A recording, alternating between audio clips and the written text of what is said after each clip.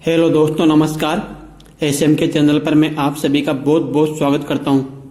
इस वीडियो में अपन बात करने वाले हैं रेलवे सेक्टर के बारे में।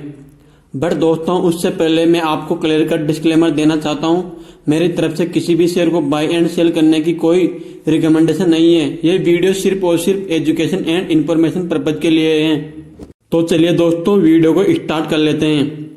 आप में से बहुत से लोगों को डाउट होगा कि सर, रेलवे सेक्टर के स्टॉक चल क्यों नहीं रहे हैं। तो बॉस, इस वीडियो के अंदर मैं आपके सारे सवालों के जवाब देने की कोशिश करने वाला हूं, जिससे आपको काफी हद तक अपने डाउट क्लियर हो जाएंगे।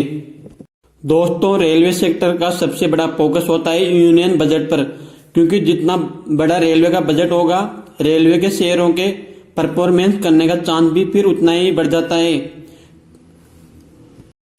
क्योंकि जितना बड़ा रेलवे का बजट होता है, उससे रेलवे स्टॉक की कंपनियों को ऑर्डर मिलने की पॉसिबिलिटी बहुत रहती है।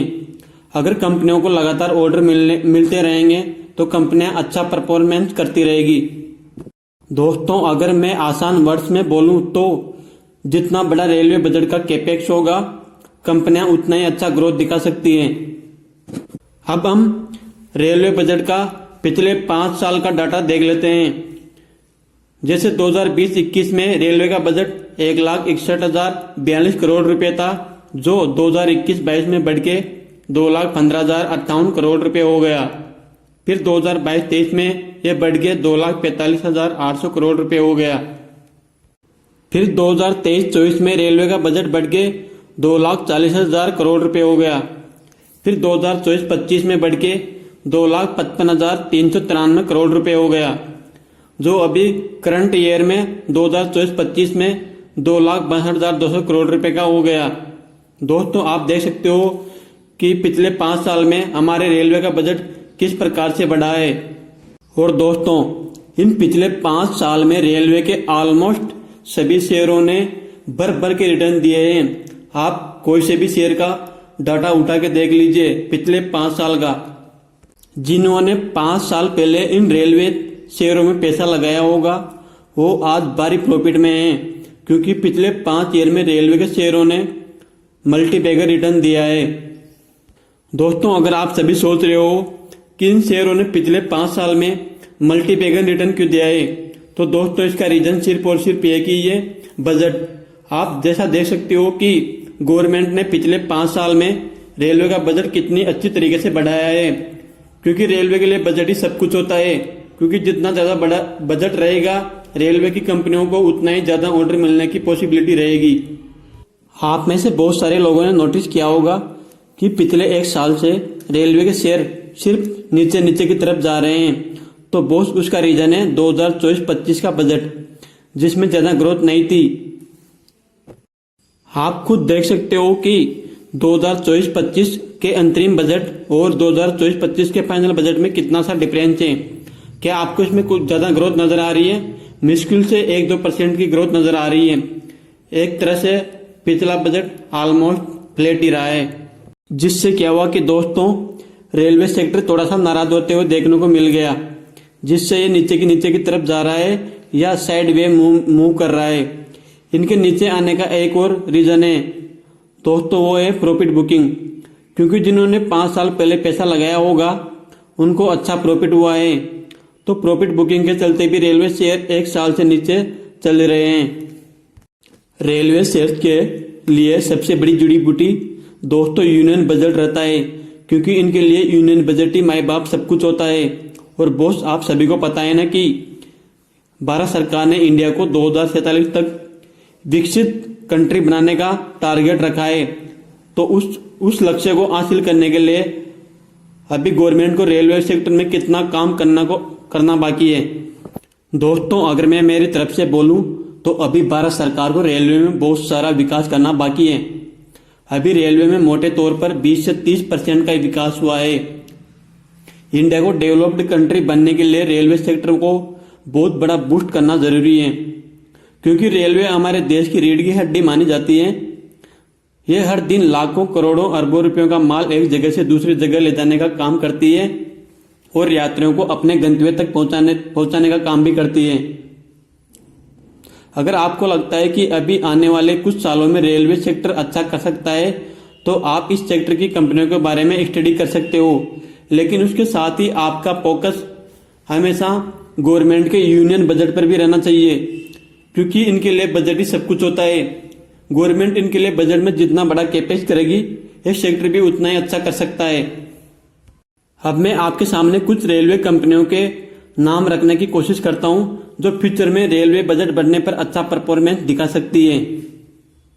दोस्तों, अपन सबसे पहले बात करेंगे IRCTC कंपनी के बारे में। इसका पूरा नाम है Indian railway catering and tourism corporation limited. ये रेलवे में टिकट बेचने का काम करती है। इसके साथ ही ये खाना और पैक्ड वाटर सप्लाई करने का काम करती है ट्रेन के अंदर। कंपनी के शेयर होल्डिंग पैटर्न के बारे में बात करें तो सितंबर 2025 तक कंपनी के प्रमोटर के पास 62.40% का माल है, जबकि FIS के पास सितंबर 2025 तक 7.27% का माल है और DIS के पास सितंबर 25 में 14.18% की होल्डिंग है और पब्लिक के पास सितंबर 2025 तक 16.16% की होल्डिंग है। अब बात करते हैं नेक्स्ट कंपनी RVNL के बारे में। यह कंपनी रेलवे के लिए नई लाइनें बिछाने का काम करती है, पुल बनाने का काम करती है और इलेक्ट्रिफिकेशन का काम करती है।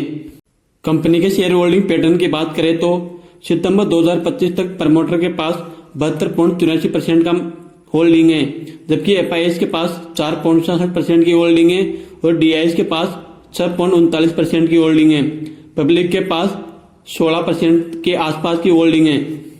दोस्तों, अब नेक्स्ट कंपनी IRFC के बारे में बात करते हैं। इस कंपनी का मुख्य काम होता है रेलवे सेक्टर की कंपनियों को फाइनेंशियल हेल्प प्रोवाइड करना। मतलब ये रेलवे सेक्टर में काम करने वाली कंपनियों को लोन प्रोवाइड करने का काम करती है। ये एक गवर्नमेंट NBFC टाइप की सरकारी कंपनी है। कंपनी के शेयर होल्डिंग पैटर्न की बात करें तो प्रमोटर के पास सितंबर 2025 तक 86.36% की होल्डिंग है, जबकि FIS के पास 0.97% की होल्डिंग है और DIS के पास 1.48% की होल्डिंग है, जबकि पब्लिक के पास इस कंपनी में 11.17% की होल्डिंग है। अब नेक्स्ट कंपनी कॉनकोर के बारे में बात करते हैं। इस कंपनी का मुख्य काम है कंटेनर बनाने का।